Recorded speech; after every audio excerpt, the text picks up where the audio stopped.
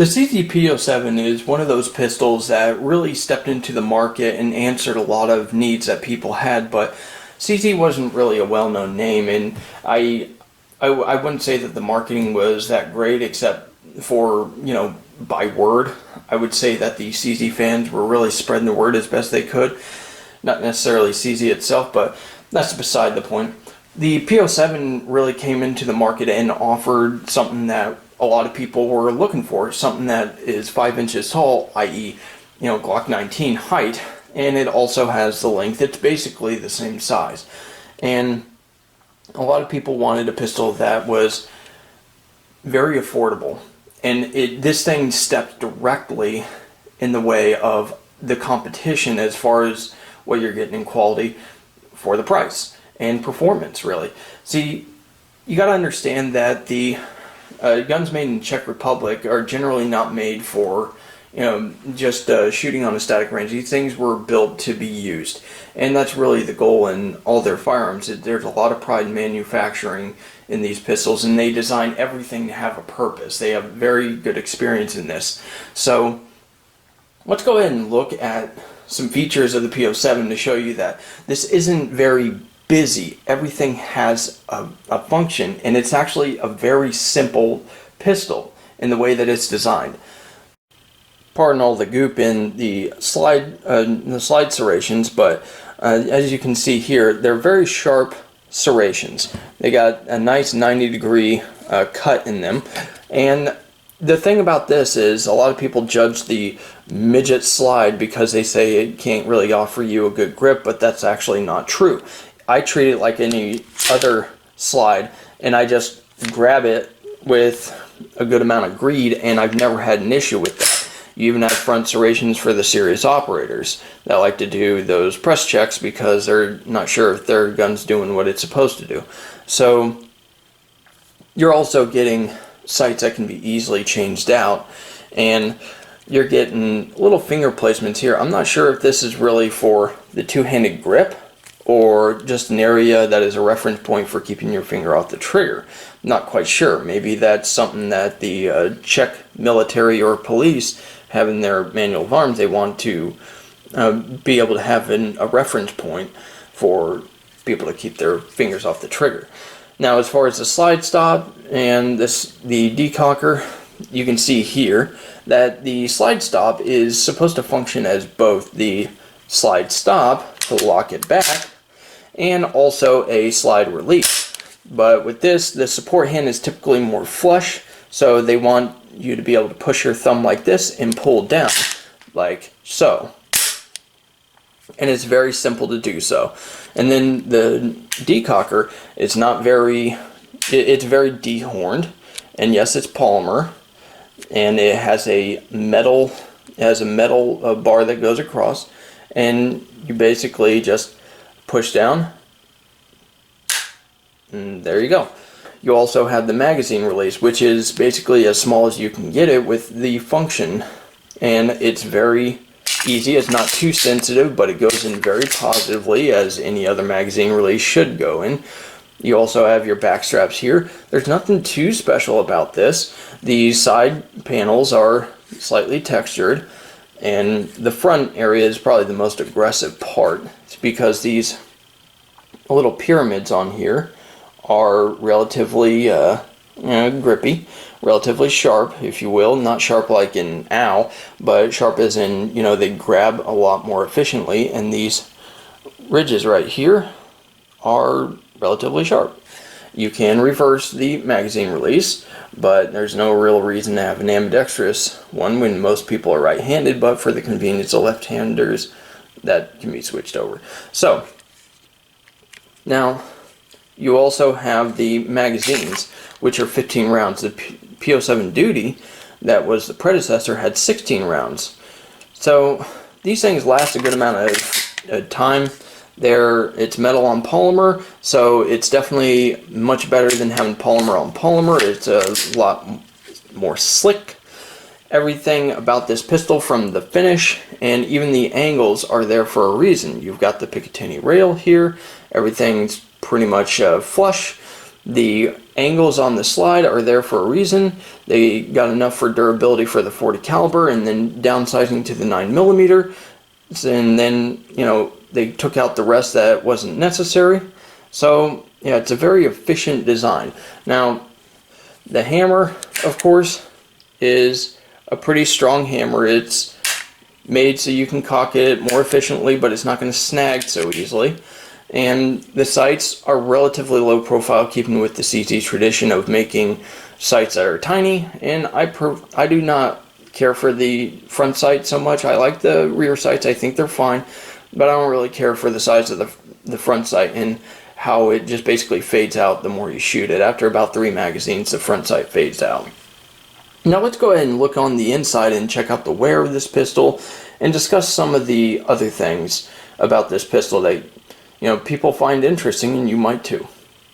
If we look at the slide here, you notice that everything's very simple, just like everybody loves in their Glocks, but you'll notice also that the metal is very thick, and this is actually a pretty good hefty chunk of steel, and a lot of people are like, oh, well, it weighs too much. This is a duty pistol. You got to understand that this thing is meant to have a long life, and you can definitely tell that it is going to have a long life. This thing was built for that, and they basically took their lessons from the CZ75, and there are other pistols like the PCR. I think this is really supposed to be the current generation of the PCR. And as you can see here, you know, you have a nice polished feed ramp right there. But I think they took the lessons from the PCR and wanted to build something that's going to last a lot longer, to be more enticing to police. And it's relatively lightweight. It could be interesting for the concealed carry market. This basically is like the Glock 19 of the CZ market. It is actually a little better because it's not like a Civic or, you know, a Lego gun where you basically got to go out and you got to make it, you know, a better gun. You basically have a gun that was meant to fight right out of the box and by design.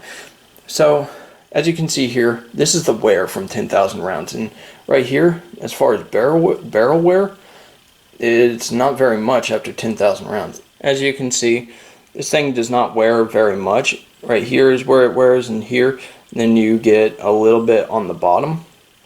But after 10,000 rounds, this is it, and a well-lubed gun will go a long way for this. You have a nice thick barrel right here, and you can see the rifling looks very good. And obviously it's going to look good until about 50,000 rounds, maybe. But typically these barrels, the way they're made today, they're very thick. This is a very thick chamber. Everything's really meant to deal with a lot of the heat. Heat causes, you know, basically metal to wear. It's kind of like the blacksmiths, you know, how they heat up metal and they're able to ram it into whatever position and shape they want. That's what happens to the barrels. They basically just flatten out the rifling or shoot them out a little spark at a time. So really it depends on how you run the gun, but this was really designed to give a long life, and I'm pretty sure it's supposed to lower the friction on the rifling. That's why they're sort of shallow, but I'm not sure. I'm not really the engineer who designed this, so yeah.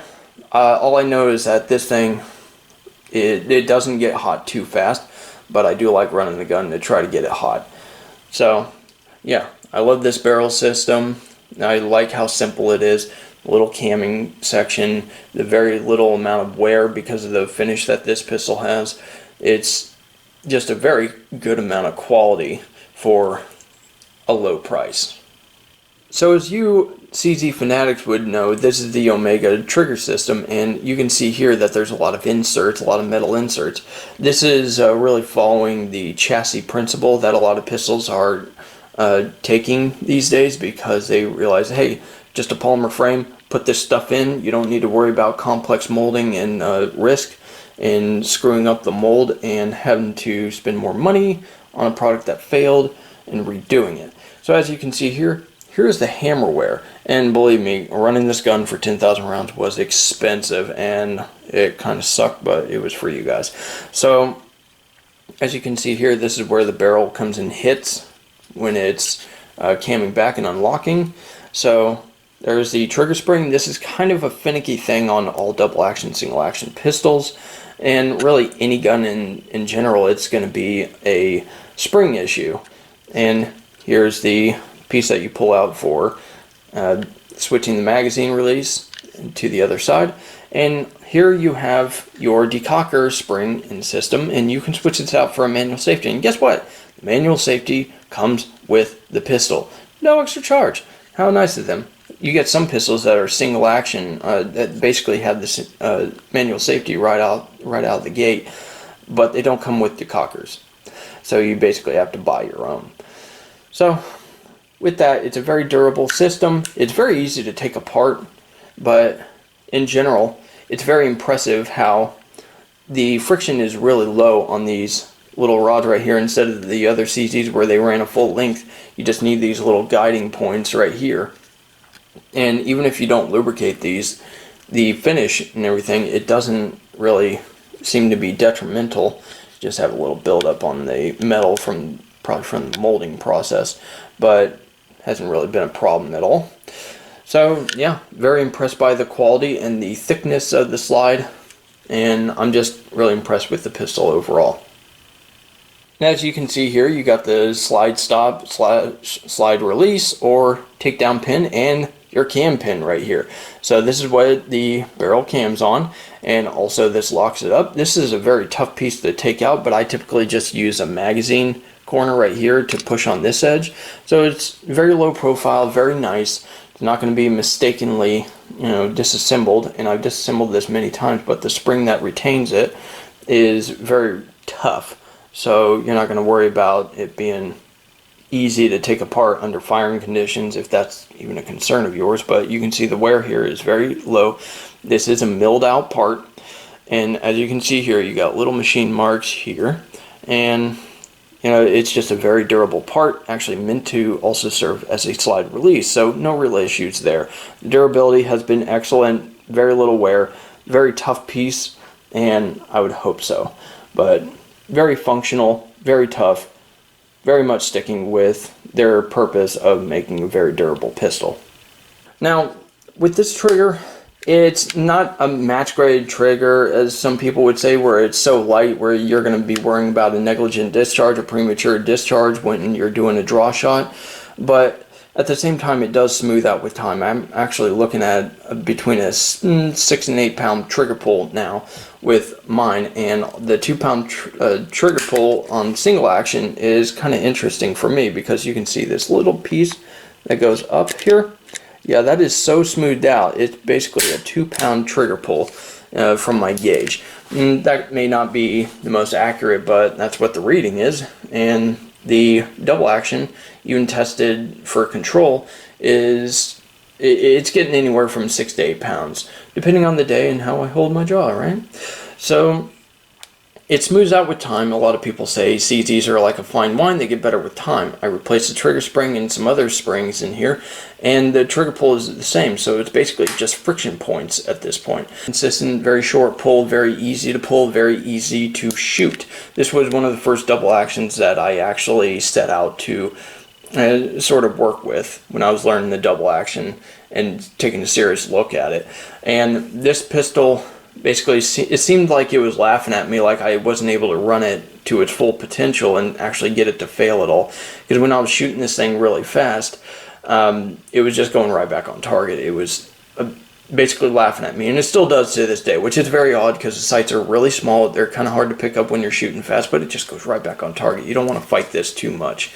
But with a firm grip and really pulling this with some conviction, it's not that heavy even out of the box, but you pull it with a nice, it feels smoother when you're pulling it quicker, but you pull it with conviction, and this thing is very rewarding.